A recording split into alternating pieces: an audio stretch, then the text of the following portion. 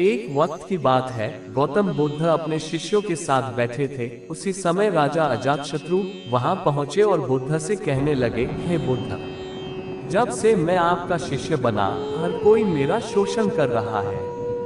आपका शिष्य बनने से पहले सभी लोग मुझसे डरते थे, क्योंकि उस वक्त मैं बहुत कठोर था और मैं किसी को मौत की सजा देने से पहले एक बार भी नहीं सोचा करता था।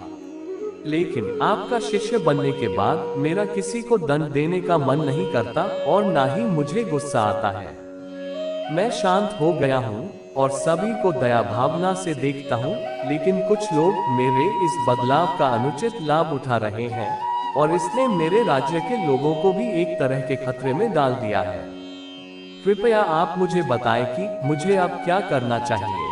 राजा अजातशत्रु की यह बात सुनकर गौतम बुद्ध उन्हें एक कहानी सुनाते हैं। बुद्ध कहते हैं, एक गांव में एक पेड़ के नीचे एक जहरीला सांप रहता था। वहां अक्सर सुबह शाम लोग बैठक लगाते थे और खूब बातें करते थे।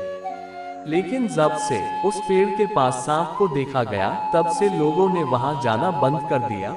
लेकिन कुछ लोग तो जानबूझकर वहां सांप को देखने आया करते और उसे छेड़ा करते। अब उस सांप को जब खतरा महसूस हुआ तो उसने खुद के बचाव के लिए लोगों पर हमला करना शुरू कर दिया। वह सांप अब अपने क्षेत्र में लोगों का आना भी बर्दाश्त नहीं करता था। इस तरह पेड़ के आसपास जब भी कोई हलचल होती तो सांप वहां आ जाता और हमला कर देता। सांप की दहशत अब पूरे गांव में हो गई। अब लोगों ने बिल्कुल ही उस पेड़ के पास जाना बंद कर दिया। एक दिन एक साधु उस गांव से गुजर रहे थे। तभी उस साधु की नजर उस विशाल घने वृक्ष पर पड़ी, जिसके नीचे वो सांप रहा करता था। घने पेड़ को देख साधु के मन में विचार आया कि वृक्ष की इस ठंडी छांव के नीचे बैठकर कुछ देर ध्यान लगाया जाए। उसी वक्त गांव के कुछ लोग अपनी गाय लेकर घर की ओर जा रहे थे। तभी उन लोगों की नजर उस साधु पर पड़ी, जो कि उसी पेड़ की तरफ जा रहा था। तभी लोगों ने उस साधु को सांप के बारे सावधान करते हुए कहा कि आप उस पेड़ के पास मत जाना। वहां एक जहरीला सांप रहता है जो जरा सी हलचल होने पर हमला कर देता है और अब तक कई लोगों को अपना शिकार बना चुका है। लोगों की यह बातें सुनकर साधु मुस्कुराए और उस पेड़ की तरफ चल पड़े। जगह को थोड़ा साफ करके जैसे ही साधु ध्यान करने के लिए बैठे, तभी सांप हलचल सुनकर साधु के सामने आ पहुंचता है और फूंफकारने लगता है। फूंफकार की आवाज सुन साधु की आंख खुलती है और वह सांप को देखने लगते हैं। वह सांप की आंखों में देखते हुए एक मंत्र बोलते हैं और मुंह से फूंक मारते हैं। तभी चमत्कारी रूप से वो सांप साधु से बात करने लगा। अब दोनों एक दूसरे की भाषा को समझ सकते थे। सांप साधु से कहता है, क्या तुम मुझसे नहीं डरते? क्या तुम नहीं जानते यह मेरा क्षेत्र है? यहाँ आने की किसी की हिम्मत नहीं है। साधु ने करुणा से कहा, मित्र, इसमें डरने की क्या बात है? मैं किसी चीज से नहीं डरता, क्योंकि जब मैं जीने का लोभ ही नहीं रखता तो मृत्यु से क्या डर।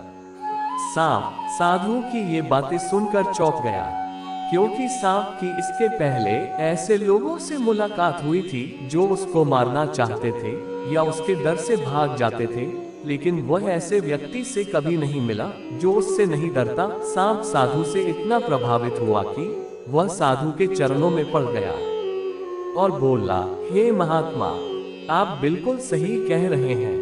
आज तक मैंने जो कुछ भी किया है अपनी जान बचाने के लिए किया है। अपने क्रोध के चलते ना जाने कितने निर्दोषों की जान भी ले ली। इसके बाद साधु सांप को बहुत सी बातें समझाकर वहां से चले गए। साधु की बात से प्रभावित होकर सांप ने निश्चय किया कि अब से वह किसी को नहीं डसेगा।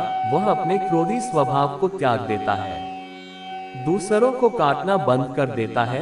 लेकिन इसका नतीजा उल्टा निकलता है। जब लोगों ने देखा कि सांप ने लोगों को काटना बंद कर दिया है, तो लोग उसका फायदा उठाने लगे। जो उससे दूर भागते थे वो उसके पास आने लगे और सांप को परेशान करने लगे। बच्चे उस पर पत्थर फेंककर मारने लगे, जिससे सांप आए दिन परेशान और घायल रहता था। वह बहुत दुखी था, क्योंकि वह अपने जीवन का सबसे कठिन समय बिता रहा था। एक बार वह साधु फिर से उस गांव में आए और उसी पेड़ के नीचे बैठ गए। तभी साधु की नजर जब दयनीय हालत में पड़े उस सांप पर पड़ी, तो साधु ने उस सांप से पूछा, मित्र तुम्हारी ये हालत कैसे हो गई? तुम इतने घायल और इतनी दयनीय स्थिति में कैसे आ गए? सांप ने कहा, जब से आपने मुझे मेरे हिंसक स्वभाव को छोड़ने के लिए कहा, तब से मैंने निश्चय किया कि अब मैं किसी पर हमला नहीं करूंगा। मैंने क्रोध करना छोड़ दिया और शांति को अपना लिया, जिसका नतीजा ये हुआ कि लोग मुझे परेशान करने लगे, दुर्व्यवहार करने लगे।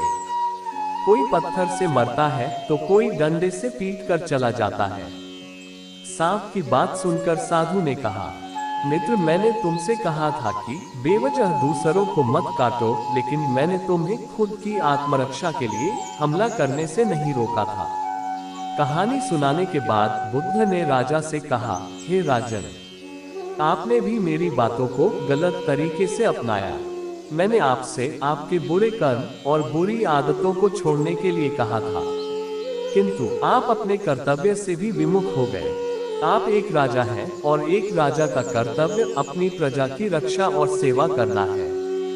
अतः पूर्ण रूप से साधु की तरह व्यवहार करना आपको खतरे में डाल सकता है। आपको सिर्फ अंदर से साधु की तरह रहना था और बाहर से राजा की तरह, ताकि जरूरत पड़ने पर आप खुद की, प्रजा की और राज्य की रक्षा कर सको। एक राजा को अपने कर्तव्यों का त्याग कभी नहीं करना चाहिए। दोस्तों, बिल्कुल ऐसे ही जंगल में होता है, जो सबसे सीधा पेड़ होता है उसको सबसे पहले काटा जाता है, और यही कानून सृष्टि के लोगों पर भी लागू होता है। अच्छे और भोले लोगों का खूब फायदा उठाया जाता है। अच्छे लोगों को जीवन में अनेक दुखों का सामना करना पड़ता है, इसलिए कभी किसी को अपना फायदा मत उठाने दो। लोगों को उनकी मर्यादा में रखने के लिए खुद को परिस्थिति के अनुसार बदलना सीखिए, अन्यथा आपका हाल भी उस राजा व सांप की तरह हो जाएगा। दोस्तों, आपको यह स्टोरी अच्छी लगे तो वीडियो को लाइक करें, शेयर करें और चैनल को सब्सक्राइब करें। धन्यवाद।